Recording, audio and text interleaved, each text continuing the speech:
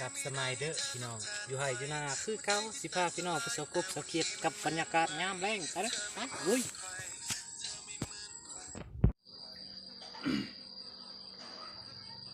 คืนไปการมากา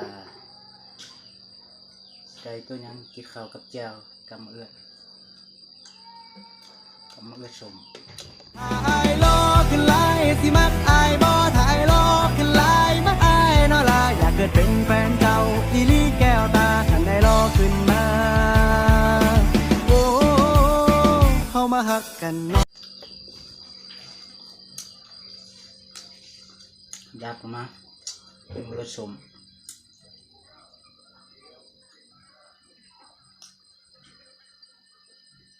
นี่คือแปลงไฟเป็นมือ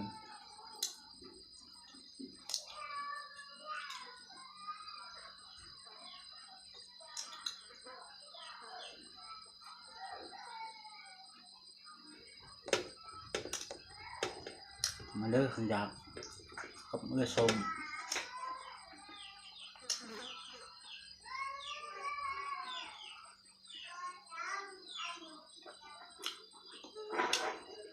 คืนประกันเมื่อคืนไปก็จับประมงมา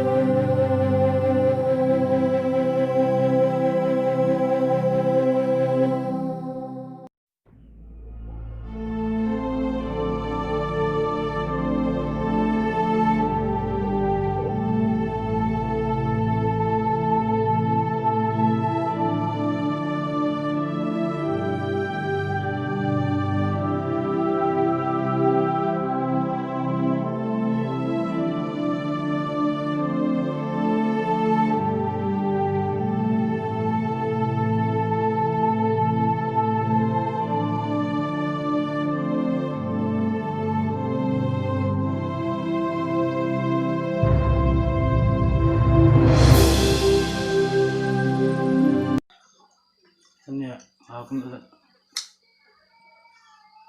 กดเลย